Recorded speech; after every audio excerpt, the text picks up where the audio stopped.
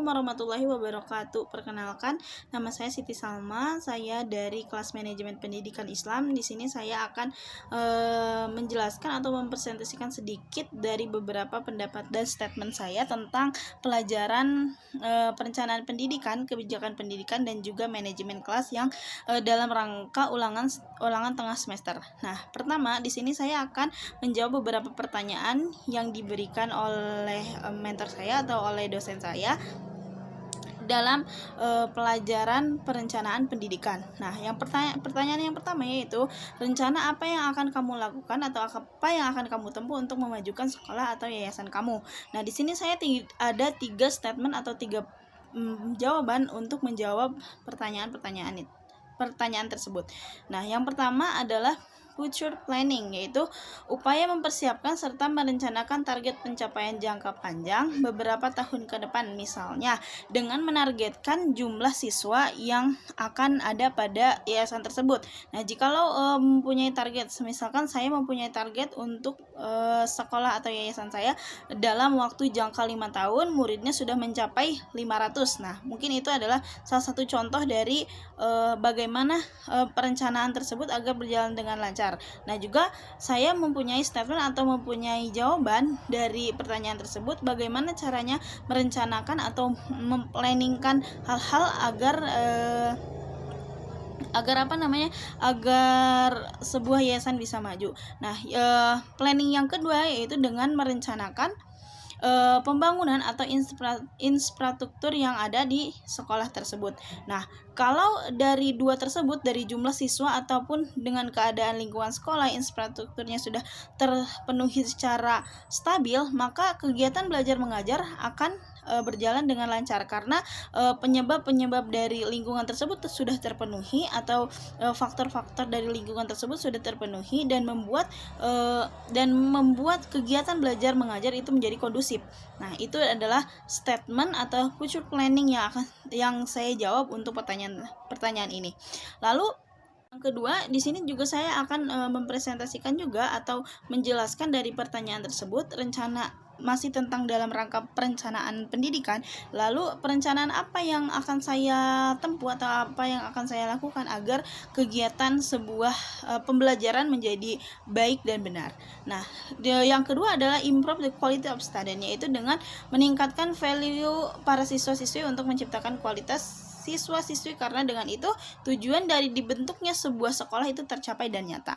Nah, jikalau dari beberapa sumber daya manusia yang dihasilkan dari sekolah itu jelas nyata dan berpengaruh di dalam dunia luar, berpengaruh besar di dunia luar, nah itu menjadikan sebuah tercapainya atau sebuah suksesnya suatu pendidikan. Nah, jikalau pendidikannya dia sukses, maka hasilnya juga akan sukses. Nah, dilihat dari hasil seseorang, jikalau value seseorang itu sudah tinggi atau kualitas atau sumber daya manusianya sudah tinggi, maka otomatis dari pendidikan yang dia tempuh juga merupakan pendidikan yang berhasil, seperti itu. Nah, itu adalah rencana kedua dalam pembentukan sekolah yang menurut saya menjadi jawaban serta statement yang saya berikan di pertanyaan ini. Lalu yang terakhir, rencana apa juga yang akan saya lakukan agar sekolah atau yayasan menjadi baik atau menjadi sukses, seperti itu, agar menjadi maju juga, seperti itu. Yang ketiga ada make a good impression and view, yaitu menciptakan pandangan serta kesan baik masyarakat luar. Nah, hal tersebut mengapa menjadi statement atau menjadi pendapat saya, menjadi jawaban saya dari pertanyaan ini, karena menurut saya pandangan masyarakat atau pandangan publik terhadap suatu sekolah atau yayasan mempengaruhi daya tarik atau menjadi memenuhi marketing sebuah company, sebuah perusahaan atau sebuah organisasi. Nah, jikalau pandangan luar atau pandangan masyarakat atau pandangan publik tentang yayasan ini bagus, tentang company ini bagus, maka daya minat atau daya tarik orang-orang terhadap sekolah, terhadap sebuah yayasan itu menjadi tinggi. Nah, ketika minat mereka menjadi tinggi, ketika keinginan mereka, pandangan mereka bagus, maka daya tarik ingin menyekolahkan anaknya di yayasan tersebut juga semakin besar dan semakin tinggi. Nah, itu juga menjadi target atau menjadi sebuah perencanaan di mana daya daya jual dalam sebuah marketing walaupun dalam sekolah, karena jikalau apalagi dalam membuat sekolah swasta itu harus ada marketingnya. Nah, marketingnya itu membuat pandangan publik bagus terhadap yayasan tersebut. Nah, kalau yayasan tersebut sudah bagus, otomatis maka daya tarik orang-orang semakin tinggi, dan mungkin akan banyak sekali orang tua di luar sana yang akan memasukkan anaknya ke tempat itu gitu. Jadi menurut saya daya jual itu sangat penting, daya pandangan orang-orang terhadap sekolah itu sangat penting, dan juga sangat-sangat mempengaruhi seperti itu. Tapi dengan tanda kutip atau dalam kurung, tidak dibuat-buat, tidak rekayasa, tidak palsu. Karena sesuatu yang diadakan karena adanya rekayasa atau sebuah kepalsuan, maka kedepannya hal tersebut menjadi tidak benar gitu, menjadi tidak baik. Kalau kita menjual daya jual yang bagus, maka hasil atau keuntungan yang didapatkan dari sekolah atau tujuan yang diharapkan dari sebuah sekolah itu tercapai seperti itu. Jadi daya jual yang bagus tanpa mengandalkan banyak di luar sana mengandalkan akreditasi A, akreditasi B gitu.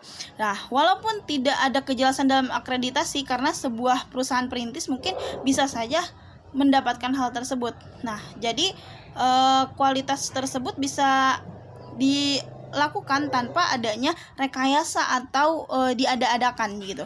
Jadi dengan hasil yang asli, hasil yang bagus, hasil yang baik, itu bisa menjadi daya tarik dan daya jual seperti itu.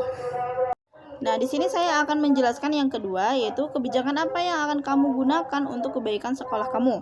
Nah, di sini saya akan memberikan satu jawaban untuk kebijakan apa yang akan saya berikan kepada para pelajar seperti itu, yaitu teacher quality, memberikan jaminan pada pelajar atas kualitas para guru-guru yang kompeten, dan juga untuk membangun tujuan pembelajaran, yaitu agar terciptanya optimalisasi kegiatan belajar mengajar. Nah, menurut saya seorang guru di sekolah itu berpengaruh. Kualitas seorang guru itu sangat berpengaruh kepada siswa-siswinya.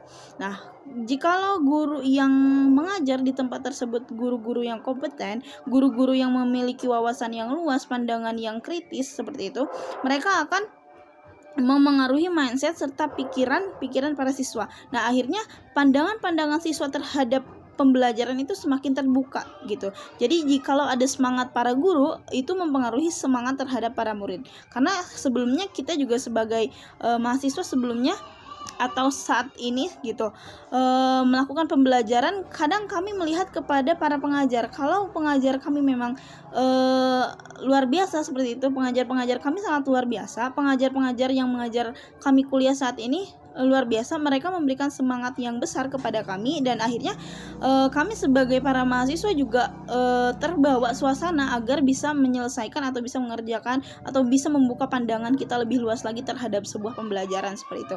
Kalau seandainya kualitas seorang guru itu rendah gitu, maksudnya bukan rendah, maksud saya kualitas seorang guru itu tidak optimal, tidak kompeten, maka itu akan mempengaruhi pandangan murid atau pandangan pelajar terhadap guru.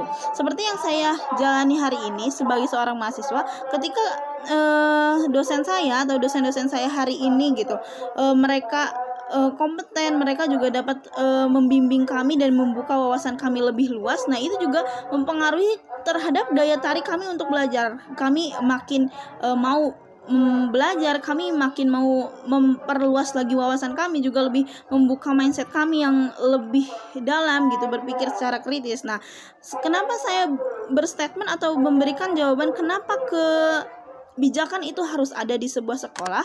Nah, menurut saya kebijakan ini sangat penting di sebuah sekolah, karena kebijakan inilah yang mempengaruhi orang-orang, yang mempengaruhi kegiatan belajar mengajar itu menjadi kondusif gitu, seperti itu.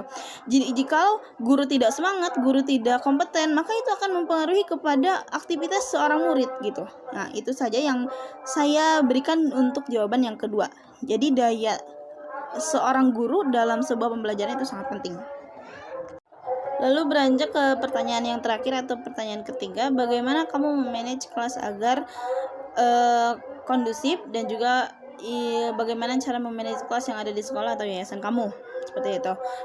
Di sini ada 5 yang akan saya berikan, bagaimana membuat atau penataan kelas semakin berjalan lancar, manajemen kelas semakin kondusif seperti itu.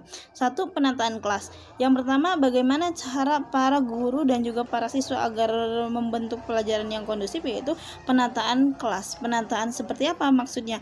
Penataan bagaimana kondisi kelas, lingkungan kelas, kebersihan kelas, keadaan kelas gitu. Itu termasuk hal yang pertama sebelum memulai belajar. Jikalau kelas kotor atau kelas tidak kondusif, kelas bising gitu, banyak sekali suara-suara yang tidak diinginkan ada di sebuah kelas, maka pembelajaran kedepannya itu tidak akan kondusif gitu, akan terjadi fokusnya terbagi-bagi seperti itu. Lalu kedua, yaitu penetapan aturan dengan tegas gitu. Jadi guru-guru wajib memberikan aturan kepada murid-murid dengan tegas. Contohnya, jangan membuang sampah, jangan makan di dalam kelas, jangan berisik. Nah, itu juga yang menjadi pengaruh besar dalam sebuah pembelajaran. Jadi, jikalau mereka bisa mematuhi peraturan yang ada di dalam kelas, maka kegiatan belajar tidak akan menjadi kacau. Nah, lalu yang ketiga, menciptakan suasana kelas yang harmonis. Nah, dalam tanda kutip, tidak adanya bullying, tidak adanya ledek-ledekan antar teman dengan teman, tidak ada konflik di dalam sebuah kelas antara guru dengan murid atau dengan siapa gitu. Maka itu akan menjalin hubungan yang harmonis dan orang-orang di situ akan sangat menikmati suasana pembelajaran seperti itu. Lalu yang keempat, menciptakan pembelajaran yang serius tapi dengan tidak monoton. Karena ketika pembelajaran monoton, orang-orang akan semakin bosan karena bisa terjadi fokus itu hanya terjadi 30 menit dalam pembelajaran. Fokus orang itu bisa terjadi 30 sampai 40 menit. Nah, selanjutnya mereka akan kehilangan fokus. Nah, bagaimana caranya para guru untuk menciptakan pembelajaran yang serius maksud dalam serius itu mereka berpacu pada apa yang mereka ajarkan dan tidak menyeleweng kemana-mana, tapi dengan tidak monoton.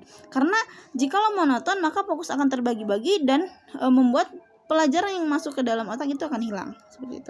Yang kelima adalah, yang terakhir adalah antisipasi kelas. Nah, antisipasi kelas menurut saya sangat penting. Nah, ketika para siswa pulang dari kelas, sebaiknya dan seyogianya seorang guru itu mengantisipasi pembelajaran yang mereka dapat seperti apa. Apakah mereka mengerti? Coba lagi ditanya, bagaimana pembelajaran sebelumnya, ada yang tidak mengerti? Jikalau ada yang tidak mengerti, boleh acungkan tangannya. Nah, itu akan membawa daya seorang guru itu semakin jelas gitu.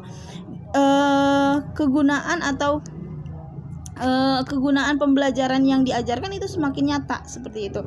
Jadi ketika mungkin para siswa pulang ke rumahnya, orang tuanya mendapatkan hasil yang maksimal dari sebuah pembelajaran. Nah, sebaliknya jikalau tidak ada yang mengantisipasi atau gurunya tidak mempunyai inisiatif untuk mengantisipasi murid-murid di kelas, maka ketika murid pulang hanya sekedar pulang saja. Ketika mereka sampai ke rumah, mereka melupakan pelajaran yang terjadi di kelas. Nah, kalau seandainya guru itu menekankan